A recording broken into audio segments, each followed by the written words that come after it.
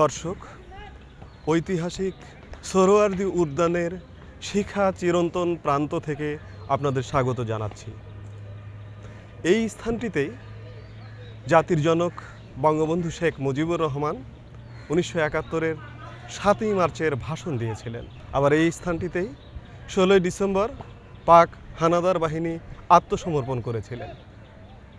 আজকে আমাদের অনুষ্ঠানের এই পর্বে আমাদের একজন বীর মুক্তিযোদ্ধার জীবনের গল্প শুনব এই স্থানটিতেই, যিনি 1971-এ সরাসরি রণাঙ্গনের একজন অকুতভয় বীর যোদ্ধা।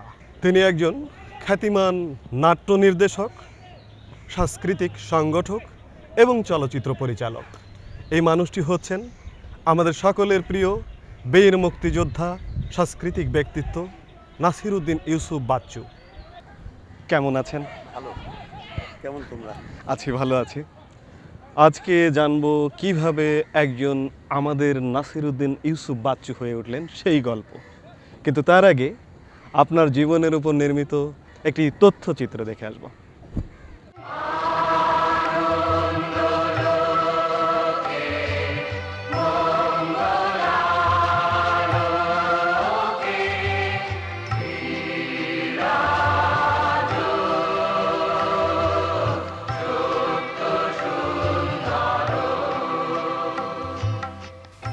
বীর মুক্তিযোদ্ধা ও সাংস্কৃতিক ব্যক্তিত্ব নাসিরউদ্দিন ইউসুফ বাচ্চুর জন্ম 1950 সনের 15 এপ্রিল ঢাকায়।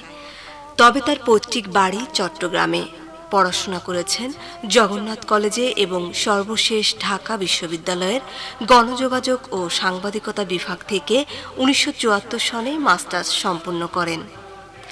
নাসিরউদ্দিন ইউসুফ বাচ্চু পড়াশোনার পাট চুকিয়ে 1975 সনে বাংলাদেশ টেলিভিশনে প্রযোজক হিসেবে কর্মজীবন শুরু করেন। 1984 সন পর্যন্ত এখানে কর্মরত থাকা অবস্থায় তিনি 200-র উপরে টিভি নাটক এবং প্রায় 1000 বিভিন্ন ধরনের টিভি অনুষ্ঠান প্রযোজনা করেন। আমগো বংশের কত লোক আরব দেশে গেছে, মক্কা মদিনার খোরমা খাজুর আমগো বাড়ির কেডা না খাইছে?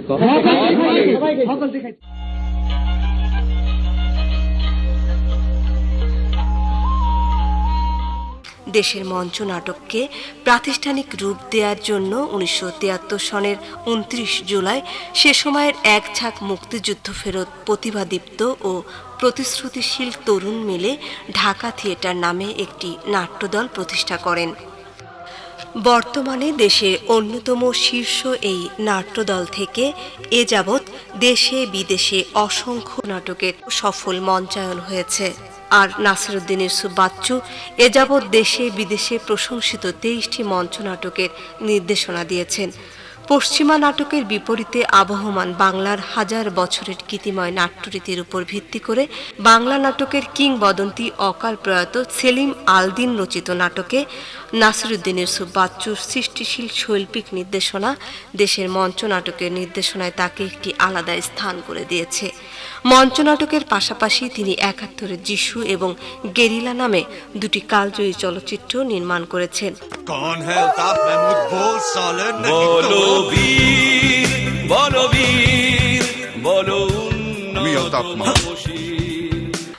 1971 সনে ঢাকা নর্থ মুক্তিবাহিনীর কমান্ডার হিসাবে তিনি অত্যন্ত গুরুত্বপূর্ণ ভূমিকা পালন করেন।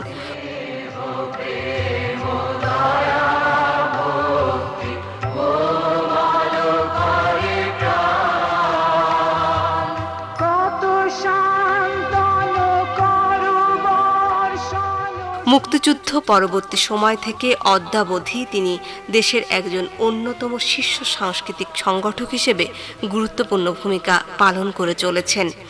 এখন পর্যন্ত তিনি ঢাকা থিয়েটারের মূল কর্ণধার হিসেবে দায়িত্ব পালন করছেন। 1981 সন থেকে এখন পর্যন্ত বাংলাদেশ গ্রাম থিয়েটারের প্রতিষ্ঠাতা সভাপতি হিসেবে দায়িত্ব পালন করে চলেছেন। 1981 থেকে 1985 সন পর্যন্ত বাংলাদেশ গ্রুপ থিয়েটার ফেডারেশনের প্রতিষ্ঠাতা সাধারণ সম্পাদক এবং 1990 থেকে 1998 সন পর্যন্ত সভাপতি হিসেবে দায়িত্ব পালন করেছেন। 2002 সন থেকে 2014 সন পর্যন্ত সম্মিলিত সাংস্কৃতিক জোটের সভাপতির দায়িত্ব পালন করেছেন। এছাড়াও তিনি বিভিন্ন সময়ে নানান প্রগতিশীল সামাজিক সাংস্কৃতিক আন্দোলনে যুক্ত হয়ে আমাদের পথ দেখিয়ে চলেছেন।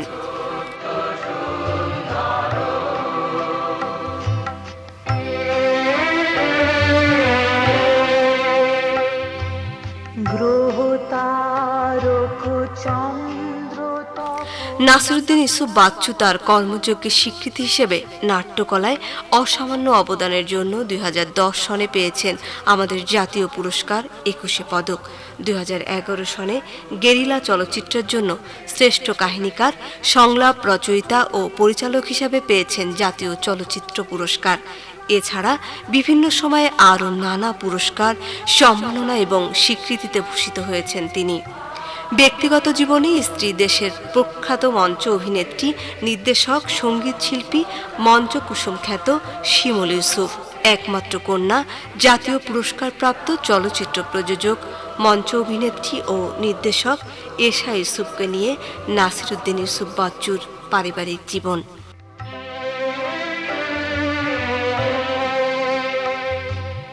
ধরণী পর ঝরে ঝড় মোহন মধু শোভা,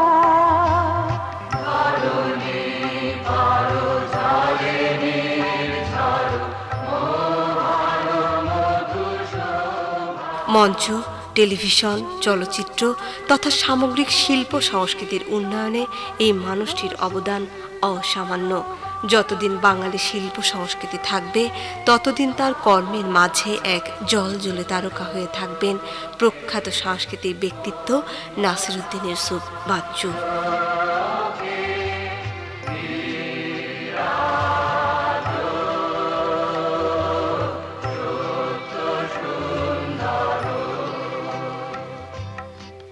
আমরা আমাদের আলাপনটি শুরু করব আপনার জন্ম থেকে, অর্থাৎ যে পরিবারে আপনার জন্ম সেই পরিবার সম্পর্কে আমাদের বলবেন। আমাদের আদিবাড়ি চট্টগ্রাম, ফৌজদারহাট, উত্তম সলিমপুর, সীতাকুণ্ড থানায়। কিন্তু চট্টগ্রামে আমার 2 বছরের একটা স্মৃতি আছে, সেটা 1960, 61, 62। কিন্তু আমার জন্ম যে পরিবারে, বেশ শিক্ষিত পরিবার সেই সময়ে। বাবার জন্ম 1901 সালে, আমার জন্ম 1950 সালে। আচ্ছা। বাবা বিয়ে করেছেন বেশ একটি প্রাগ্রসর পরিবারে। আমার মা বেগম শামসুন নাহার, আমার পিতা আবুল ফায়েজ মোহাম্মদ ইউসুফ, দুজনই এখন প্রয়াত। খুব আদর্শবান মানুষ ছিলেন। বাঙালি মুসলিম পরিবার বলতে যা বোঝায় তাই ছিলেন। সংস্কৃতির চর্চা যেমন ছিল, ধর্ম পালনও সমভাবে করেছেন। ইংরেজি শিক্ষায় শিক্ষিত ছিলেন। পরিবারে আমরা 6 ভাই 4 বোন ছিলাম। সবার মধ্যে এক ভাই, বড় ভাই সবার বড়, তিনি মারা গেছেন। আর আমার এক বোন, আমার ছোট, সে সড়ক দুর্ঘটনায় মারা গেছে। এটি আমার জীবনে অত্যন্ত বড় একটি দুর্ঘটনা এবং বেদনার স্মৃতি। এবং সবাইকে পড়ালেখা করতে হয়েছে, এটি হচ্ছে সবচেয়ে বড় কথা। মানে সুশিক্ষায় শিক্ষিত একটি পরিবার। সবাই চাকুরিজীবী ছিল। এই তো পড়ালেখা, পিতামাতা, আদর স্নেহ, শাসন, এসব কিছুর মধ্যে বেড়ে ওঠা। শৈশবে আমরা নানান রঙের দিন কাটাই। আপনার শৈশবের নানান রঙের দিনগুলি কিভাবে কাটছিল? খুবই আনন্দের। আমার জন্ম তো লালবাগের এখানে নবাবগঞ্জ বলে একটা জায়গা আছে, তো একেবারেই লালবাগ দুর্গের কাছে। তো সে কথা আমার মনে নেই। আমার 2 বছর যখন বয়স, তখন আমি মায়ের কোলে চড়ে ঘোড়ার গাড়ি চড়ে, তখন ঢাকায় ঘোড়ার গাড়ি চলতো 52 সালে, আমাকে কোলে করে পুরানা পল্টনে এই বাড়িতে নিয়ে আসা। তো বাড়ির নাম নাহার ভিলা, তো মায়ের নামে নাম। তো সেই বাড়িটায় বড় হয়েছি পরবর্তী পর্যায়ে। তো পল্টন তখন খুব সুন্দর ছিল, ঢাকা শহরটাই ভীষণ সুন্দর ছিল। এই যে উদ্যানটি দেখতে পাচ্ছি, এই উদ্যানও কিন্তু রমনা পার্কের একটা আওতায় ছিল, এবং পল্টন, আরামবাগ, ফকিরাপোল, মতিঝিল পর্যন্ত এই পুরোটা সবুজ বনের মতো ছিল। এর মাঝখানে ছোট ছোট খাল ছিল, ছোট ছোট ইট বেছানো রাস্তা ছিল, কয়লার রাস্তাও ছিল দু একটি। আমরা ছোটবেলায় খুব ফুল কুড়াতাম, ফুলের চাষ হতো খুব ঢাকায়। আরেকটি ছিল যে নৌকা পাওয়া যেত খুব, এখনো ভাসে। সুতরাং শৈশব এবং কৈশোরের সেই সময়টা ফুল কুড়ানো, ছবি দেখা, ঢাকায় নৌকা পাওয়া, একেবারেই কোনো রকম যানজট নেই সেরকম একটা শহর। নিঃসন্দেহে সম্পূর্ণ রঙিন একটা শৈশব। একেবারে রঙিন শৈশব। এই যে শৈশবে নানান রঙের দিনগুলি কাটছিল, এই সময়টিতে স্বপ্ন কি ছিল যে বড় হয়ে কি হবেন? বড় হয়ে ছোটবেলায় এই আমাদের বাড়ির উল্টো পাশে, অর্থাৎ তোয়ানা পল্টনের বাসা, তার ঠিক উল্টা দিকে ঘোষদের একটা ছোট্ট জায়গা ছিল। ওরা ওই সকালবেলায় মাঠা তৈরি করতো আর মাখন তৈরি করতো দুধ থেকে, সারা ঘো ঘা আওয়াজ হতো। তো ও মাখনগুলি কাঁঠাল পাতার উপর রেখে আবার বিক্রি করতো। আচ্ছা, হ্যাঁ, 1 পয়সায় মনে হয় 4টা না কয়টা মাখন, 4টা কাঁঠাল পাতা। ওটা আমার খুব প্রিয় ছিল। তো আমি ঘুম থেকে উঠে ওখানে গেলে ওরা আমাকে খেতে দিত। তা আমার মনে হয় বড় হলে আমি মাখনই বানাবো, ঘোষ হবো। আচ্ছা, কাঁঠাল পাতার উপরে সাদা মাখন, ছোট্ট জি, জি। একটুখানি মাখন, নরম মাখন তুলে বাচ্চাদেরকে দেবো, এরকম একটা ভাবনা ছিল। পরে আবার ওয়েলেসলি হল যখন ওয়েস্ট ইন্ডিজের হয়ে খুব ছোট 58 সালে আমরা খেলা দেখলাম স্টেডিয়ামে, তখন হল তো বিশাল লম্বা, তখন 6.5 ফিট লম্বা, কিন্তু তখন আমরা ছোট, আমাদের কাছে তাকে 10 ফিট মনে হচ্ছে। আর কালো লম্বা লিকলিকে, একেবারেই সেই মোহামেডান ক্লাবের ওই প্রান্ত থেকে, দক্ষিণ প্রান্ত থেকে মনে হচ্ছে মাঠের বাড়ি থেকে দৌড় দিচ্ছে, এরকম একটা ভাবনা ধারণা। সে খুব জোরে বল করতো, লাল একটা বল। তো তখন মনে হচ্ছে হলের মতো বল করবো কোনো একদিন বড় হয়ে। তারপরে বুদ্ধদেব বসুর বাড়ি ছিল আমাদের ওই পল্টনে, হঠাৎ আলোর ঝলকানিতে পাওয়া যায়, পল্টন নামে যে চ্যাপ্টারটা আছে। তো ওই রাস্তা দিয়ে উনি হাঁটতেন। তো একসময় মনে হতো যৌবনের প্রারম্ভে যে বুদ্ধদেব বসু আমার। আচ্ছা, তো কিন্তু কিছুই হয়ে ওঠা হয়নি, আসলে সম্ভব না। মানে যা ভাবা যায় ছোটবেলায়, কৈশোরে, শৈশবে, সেগুলো মানুষ সবাই হয়ে ওঠে না। তবে একটা কিছু হয়েছে যার কারণে আমরা নাসিরউদ্দিন ইউসুফ বাচ্চুকে পেয়েছি। যে নাটক আজকে আমাদের একজন নাসিরউদ্দিন ইউসুফ বাচ্চু আপনাকে বানিয়েছে, সেই নাটকের শুরুটি কিভাবে হয়েছিল? ছোটবেলার একটা শৈশব এবং কৈশোরের একটা বড় স্মৃতি আছে। পল্টন লাইন, সেখানে কিন্তু খুব সংস্কৃতি বান্ধব একটি পরিবেশ ছিল। ওখানে ক্লাসিক্যাল হতো, ওই এলাকায় ফোক, সমস্ত রকম আমাদের লোকসঙ্গীতও ছিল।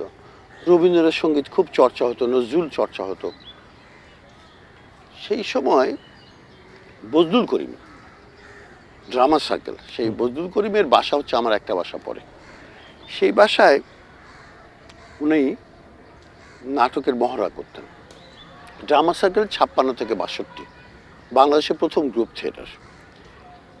সেখানে 7 এগেইনস্ট থিপস, এডিপাউস, রক্তকরবী, কবয়, নানা নাটক হয়েছে।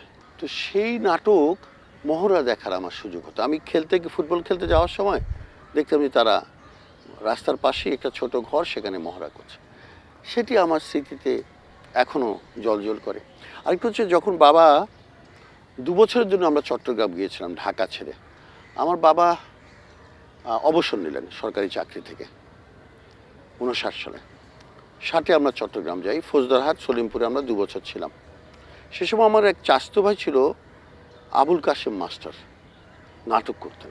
তিনি ধান কাটা হয়ে গেলে ওই সমুদ্র পাড়ে বড় মাঠ, একেবারেই সোনালি একটি জমিন, নাড়াগুলো আছে, তার উপর একটা মঞ্চ বানিয়ে যাত্রার মতো ওখানে অভিনয় করতেন। তো টিপু সুলতান করছিলেন, টিপু সুলতানের চরিত্র তিনি করেছিলেন, আমি টিপু সুলতানের এক সন্তানের চরিত্র করেছিলাম। খুব ছোট, 8 বছর বয়স, 7-8 বছর, খুব একটা কিছু মনে নেই, কিন্তু আমার ওই ছবিটা মনে আছে, ইমেজটা মনে আছে। এইগুলো আমাকে খুব তাড়না দেয়। মুক্তিযুদ্ধ পরবর্তীকালে আমার সেলিম আল দীনের সাথে পরিচিত।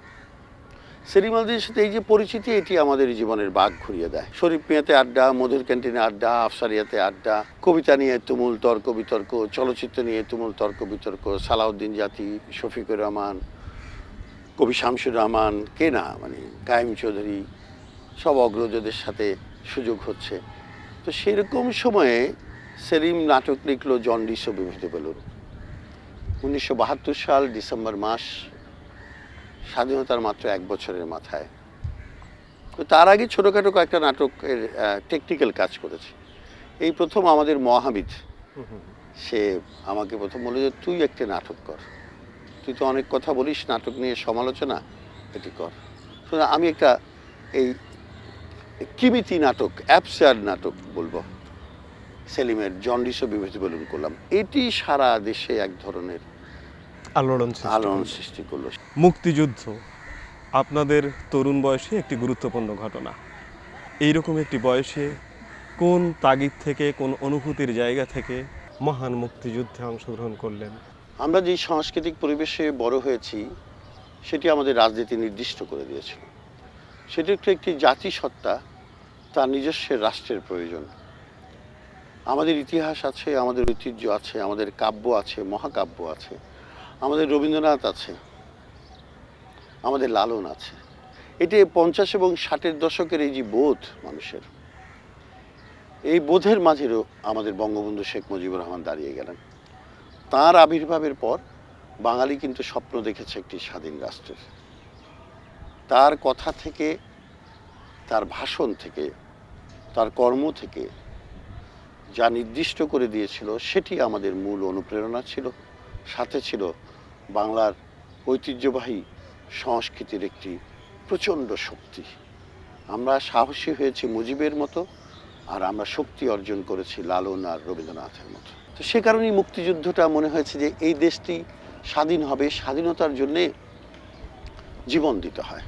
আমাদের মনে হয়েছে এই দীর্ঘ মুক্তির সংগ্রামে মানুষ যেভাবে জীবন উৎসর্গ করে, আমিও তো এই মানব জাতির ক্ষুদ্র একটি সেবক হিসাবে আমারও জীবনটা উৎসর্গ করা উচিত।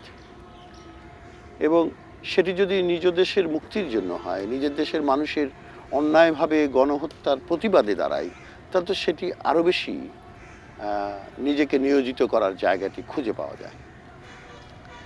সেই জায়গা থেকেই সম্ভবত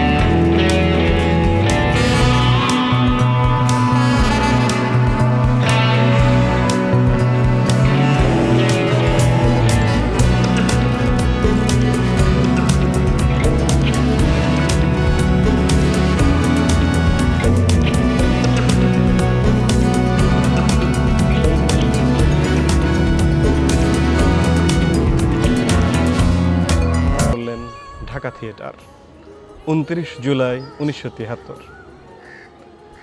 সেই বছরই ডিসেম্বর মাসের 9 তারিখ সংবাদ কার্টুন নাটক সেলিম আলদিনের রচনায়, আপনার নির্দেশনায় মঞ্চায়নের মাধ্যমে ঢাকার মঞ্চের প্রাতিষ্ঠানিক যাত্রা শুরু হলো। শুরুর দিকের সেই দিনগুলি কেমন ছিল? একটু বলতে হবে, 1972 সালে যে নাটকটি আমরা করি, সেলিমের দ্বিতীয় মঞ্চ নাটক, সেটা নাট্যচক্রের আয়োজনে ঢাকা বিশ্ববিদ্যালয় আন্তঃহল প্রতিযোগিতায়। আমরা তখন নাট্যচক্রের সাথে জড়িত। সিদ্ধান্ত ছিল নাট্যচক্র বাইরে কোনো নাটক করবে না, বিশ্ববিদ্যালয়ের ভিতরে, কেননা বিশ্ববিদ্যালয়ের একটি নাটকের দল, এটি ডাকসুর নাটকের দল, খুব ইম্পর্টেন্ট। এখন এইগুলি নেই। তো সেই সময়ে একটা সিদ্ধান্ত হলো যে এই ধরনের নতুন নাটক যখন আমরা করছি, সফলও হচ্ছে, নতুন ধারণা, নতুন ভাবনা, নতুন প্রয়োগরীতি, নতুন শিল্পরীতি, তো তাহলে এটিকে কেন আমরা ইয়েতে নিয়ে যাব না, সাধারণ মানুষের সামনে নিয়ে যাব না। তখন ঠিক হলো যে আমরা বাইরে নাটকটা করি। তখন এই ঢাকা থিয়েটার গঠিত হলো 29শে জুলাই 1973 সাল। মহামিদ, আমি, সেলিম আল দীন সহ আরও অনেকে মিলে এই দলটি গঠন করি এবং তার প্রথম নাটক হচ্ছে সংবাদ কার্টুন, সেলিম আল দীনের রচনা, আমার নির্দেশনায়, এবং হাবিবুল হাসানের সম্রাট ও প্রতিদ্বন্দ্বীগণ, দুটি নাটক, মাঝখানে একটু বিরতি। ঢাকা জেলা ক্রীড়া সমিতি, হ্যাঁ, তখন একটি পাকা এবং উপরে টিনের ছাউনি, 100-3 মানুষ বসতে পারত, ছোট্ট একটি মঞ্চ। নাটকটা করলাম। কবি শামসুর রহমান নাটক দেখতে গিয়েছিলেন, কায়েম চৌধুরী নাটক দেখতে গিয়েছিলেন, রফিকুর নবী নাটক দেখতে গিয়েছিলেন, শাহাদাত চৌধুরী নাটক দেখতে গিয়েছিলেন, তারপর তো আব্দুল আল মামুন সহ অনেকেই দেখেছেন। 2 টাকা 3 টাকা ছিল টিকিটের দাম। 13টি প্রদর্শনী হয়েছিল। নির্দেশনার ক্ষেত্রে আপনাকে একটি আলাদা বৈশিষ্ট্যে দেখা যায়। আপনি বেশিরভাগ ক্ষেত্রে সেলিম আল দীন রচিত আবহমান বাংলার হাজার বছরের গীতিময় যে নাট্যরীতি, সেই নীতিকে নিয়ে একটি নান্দনিক উপস্থাপন করে থাকেন, যেটি আপনাকে একটি আলাদা বৈশিষ্ট্য দান করেছে, আলাদা বৈচিত্র্যতা দান করেছে। কেন এই বৈচিত্র্যতা, কেন এই ব্যতিক্রম? আমার আর সেলিমের ভাবনায় যেটি ছিল সেটা হচ্ছে এই যে এত মানুষের জীবনদান দেশের স্বাধীনতার জন্য, মুক্তির জন্যে, সে দেশটি স্বাধীন এবং মুক্ত হওয়ার পর তার সংস্কৃতি কেমন হবে? এটি কি হাজার বছরের ধারাবাহিক সংস্কৃতির আদলে আধুনিক রাষ্ট্রটি একটি সংস্কৃতির বিকাশ ঘটাবে, না ঔপনিবেশিক সংস্কৃতির ধারাবাহিকতায় এই রাষ্ট্রটি বিকশিত হবে? আমরা আনন্দের অতিশয্যে আমরা এই বিবেচনাগুলি করিনি। আমরা করেছি কি, আমরা ঔপনিবেশিক শিল্পরীতি, নাট্যরীতিটাকে নিজের মনে করে নিয়েছিলাম। ঠিক তেমনি করে আমরা যারা মনে করেছি যে এটা প্রত্যাখ্যান করা দরকার, এটি স্বাধীন জাতি, স্বাধীন রাষ্ট্র, স্বাধীন দেশ ঔপনিবেশিক সংস্কৃতিতে বিকশিত হতে পারে না, তখন আমরা ভেবেছি যে তাহলে কি আমাদের সংস্কৃতি, এটা তো জানি না। আমরা তো মানুষ হয়েছি পাকিস্তানি একটি রাষ্ট্র কাঠামোর মধ্যে। সুতরাং আমাদের চিন্তা এবং ভাবনাটা এরকম হলো যে আমরা নতুন কিছু করব, যেটি আমাদের দেশজ, আমাদের লোকজ। সেই কারণে আমাদের নাট্যরীতি, শিল্পরীতির গবেষণা, অনুসন্ধান, চর্চা এবং প্রয়োগ এটি শুরু হলো। সেই রীতিতে আমরা যেমন মুনতাসিরের কিছুটা ছাঁচ পাই, একটি শকুন্তলাতে পাই, কিন্তু পূর্ণাঙ্গ না। আবার আমরা তো পেয়েছি খুব বড় আকারে সাজিদুল আউয়ালের লেখা ফণিমনসা নাটকে। সেখানে আমি একেবারেই একটি প্রাচ্যের নাট্যরীতির অন্বিষ্ট একটি নাট্য প্রয়োগ করার চেষ্টা করেছিলাম। সফল হয়েছি বলবো না। পরবর্তীতে যেটি হলো কীর্তনখোলা। আসলে কীর্তনখোলার মধ্য দিয়ে বাংলার বর্ণাত্মক নাট্যরীতি, ঐতিহ্যবাহী আমাদের পালা, পাঁচালী, এই অভিজ্ঞতায় আমাদের কথানাট্য পরবর্তী পর্যায়ে, যেটি আপনারা চাকা নাটকে দেখবেন, যেটি আপনারা যুবতী কন্যার মন নাটকে দেখবেন, যেটি আপনারা প্রাচ্য নাটকে দেখবেন। আপনার আরেকটি গুরুত্বপূর্ণ জীবন, একজন চলচ্চিত্রকার, চলচ্চিত্র পরিচালক। আপনি জীবনে 2টি কালজয়ী চলচ্চিত্র নির্মাণ করেছেন, 71-এর যিশু, গেরিলা, এবং 2টি কালকে উত্তীর্ণ করতে পেরেছে বলে বিদগ্ধ মহল মনে করেন। আজকে এই জায়গায় এসে আমার প্রশ্ন, কেন 2টি, আরও অনেক কেন নয়? আজকে কেন আমরা বলতে পারছি না যে একজন নাসিরুদ্দিন ইউসুফ বাচ্চু অসংখ্য কালজয়ী চলচ্চিত্রের নির্মাতা? আমার ব্যস্ততার কারণে অনেক চলচ্চিত্র করে উঠতে পারিনি। আমি চলচ্চিত্র সংসদে 1972 সাল থেকে জড়িত, কিন্তু কোনো না কোনো কারণে চলচ্চিত্র এত ভালো লাগে এবং আমার মনে হচ্ছে সাধারণ মানুষের একটি মাধ্যম। 41 বছর বয়সে আমি করলাম 71-এর যিশু। এটি আন্তর্জাতিকভাবে খুবই স্বীকৃত, দেশেও হলো, কিন্তু 16 মিলিমিটার মাধ্যমে করাতে এটি সিনেমা হলে প্রদর্শনী হলো না, কিন্তু সাধারণ মানুষের মধ্যে এটি প্রজেকশন হলো এবং এটি প্রদর্শন হলো এবং ব্যাপক চাহিদাও তৈরি হয়েছিল। এটা প্রয়োজনের নাটক ছিল, প্রয়োজনের চলচ্চিত্র ছিল। তারপরে আবার দীর্ঘদিন চুপ করেছিলাম, আবার আন্দোলন সংগ্রাম চললো, নাটকও খুব বেশি জড়িত হয়ে পড়লাম। পরে গেরিলাটা বাংলাদেশের মুক্তিযুদ্ধ নিয়ে একটি মহাকাব্যিক চেষ্টা সফল হয়েছে বলবো না, কিন্তু ছবিটি খুব জনপ্রিয় হয়েছে। সাধারণ তরুণেরা এখনও বানানোর প্রায় চলচ্চিত্রটি নির্মাণের 5 বছর পরেও 6 বছর পরেও ব্যাপকভাবে দর্শক চাহিদা রয়েছে, দেশে বিদেশে পুরস্কারও পেয়েছে অনেক। কিন্তু এই যে মুক্তিযুদ্ধের ন্যারেটিভটা তৈরি করার চেষ্টা, এটি একটি চলচ্চিত্রের মধ্যে দিয়ে হয় না। নির্দেশক, সাংস্কৃতিক সংগঠক, চলচ্চিত্র পরিচালক এরকম নানান ভূমিকায় অবতীর্ণ হয়ে আজকে আমাদের সংস্কৃতির একজন দিকপালে পরিণত হয়েছেন। জীবনের এই পর্যায়ে এসে হিসেবের খাতাটি কেমন? জীবনে কোনো অপ্রাপ্তি আছে কিনা, কোনো খেদ আছে কিনা? না, আমার সেরকম অপ্রাপ্তি নেই। আমার মনে হয় যে আমি মানুষের ভালোবাসা পেয়েছি। জীবনে অনেক প্রেম এবং আনন্দেই জীবন কেটেছে, সংগ্রামের মধ্যে। তবে যে প্রাপ্তিটা ঘটেছে সেটি একটু অন্যভাবে দেখি। আমার জীবনের যে দীর্ঘ পথ, যে পরিশ্রম আমি করেছি, সেই পরিশ্রমে আমি বৈষয়িক কোনো প্রাপ্তি ঘটেনি বটে। আর্থিকভাবে হয়তো আমি সেরকম সচ্ছল নই, অসচ্ছল নই, বিত্ত এবং বৈভব হয়তো আমার নেই, কিন্তু ওই যে বললাম পরিশ্রম এবং দীর্ঘ সাধনার যে সেদ বিন্দু, সেটি তো আমাকে প্রতিনিয়ত হীরার মতো আমাকে পরিচালিত করে। আজকে যে এই রকম একটি ঈর্ষণীয় অবস্থানে এসছেন, এই আসবার পেছনে যাদের অবদানের কথা বলতে চান? আমি সেলিম আল দীনের কথা বলবো, আমার প্রয়াত বন্ধু, নাট্যকার, দার্শনিক। আমি শিমুল ইউসুফের কথা বলবো, যার আমার নাট্যরীতির পেছনে দীর্ঘ সময় পরিশ্রম করেছে। আমি আমার ঢাকা থিয়েটারের বন্ধুদের কথা বলবো। আমি আমার সংস্কৃতি অঙ্গনের অনেক বন্ধু, যারা আমাকে বিশ্বাস করে দীর্ঘ পথ হেঁটেছে একসাথে। আমি আমার গ্রাম থিয়েটারের বন্ধুদের কথা বলবো। আমার কন্যা এশার কথা বলবো। একটি বড় ভূমিকা আছে আমার জীবনে তার। আজকে তরুণ প্রজন্মের একজন আদর্শের জায়গার ব্যক্তিত্ব হিসেবে এই সময়ের তরুণদের উদ্দেশ্যে আপনি কি পরামর্শ দেবেন? আমি বলবো যে সত্যের পথে থাকো, ন্যায়কে প্রত্যাখ্যান করো এবং এর প্রতিবাদ করো। দেশ অর্থাৎ দেশের মানুষকে ভালোবাসো। ভালোবাসাটা পরিবার থেকে শুরু হয়। মা, বোন এদেরকে ভালোবাসো, পাশের বাড়ির মানুষটাকে ভালোবাসো, তারপর দেশের মানুষকে ভালোবাসো। এই ভালোবাসাই এই রাষ্ট্রটি গঠন করেছে। এই ভালোবাসার জন্য মানুষ জীবন দিয়েছে। এবং আমাদের পাখি থেকে শুরু করে আমাদের প্রকৃতি, আমাদের জীবন আচার সব কিছু তো এক ধরনের ভালোবাসার বন্ধনেই অটুট আছে। সুতরাং এই ভালোবাসার চর্চা করাটাই সবচেয়ে প্রধান কাজ। ওটি করতে বলবো তরুণ প্রজন্মকে। মহান মুক্তিযুদ্ধের মাধ্যমে অর্জিত আমাদের এই বাংলাদেশ, আপনি রণাঙ্গনের একজন বীর মুক্তিযোদ্ধা। সেই জায়গা থেকে যে স্বপ্ন নিয়ে মুক্তিযুদ্ধে গিয়েছিলেন, সেই স্বপ্নের বাংলাদেশটিকে পেয়েছেন? না, আমাদের মুক্তিযুদ্ধের বাংলাদেশ পাইনি। আমরা